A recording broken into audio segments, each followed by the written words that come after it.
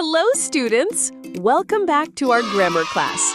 Today, we're diving into an important topic in English, modals. Modals are auxiliary verbs that are used with main verbs to form tenses, express moods, and show possibilities, abilities, permissions, or obligations.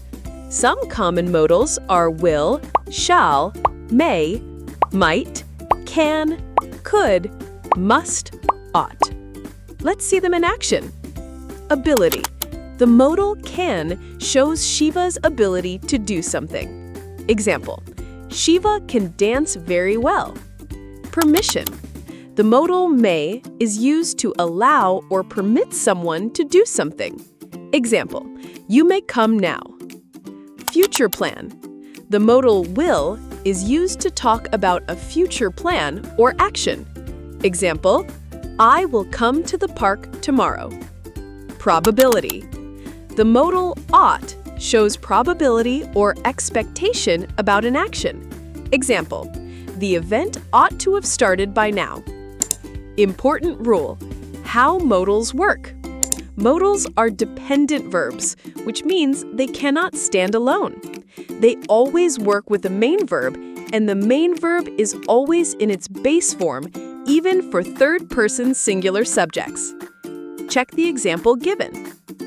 Now we'll check the ways in which modals are used. Can. This shows potential, makes informal requests, and expresses possibility or impossibility. Refer to the examples given. Could. This shows past ability, polite requests, and present impossibility. Check the examples given. May. May makes polite requests, grants formal permission, expresses possibility and wishes. Take a look at the examples. Might. Might is used for formal permission and to show slight possibility. Look at the example given. Must. Must expresses necessity, prohibition, and logical certainty. Refer to the examples given. Shall. Shall is used to make promises, give commands, or show threats. Check the examples given.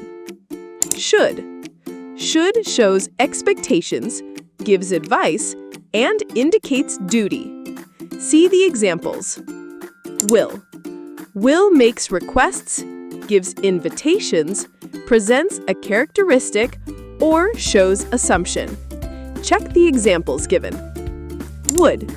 Would is mainly used to make polite requests. Observe the given examples.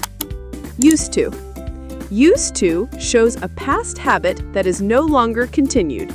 See the examples listed. Ought to. Ought to shows moral duty or present obligation. Review the examples shown. Now that you learned about modals, it's practice time. Pause these questions and answer. Check the answers. Excellent effort today, everyone. The more you use it, the easier it will become to express ongoing actions. See you in the next lesson.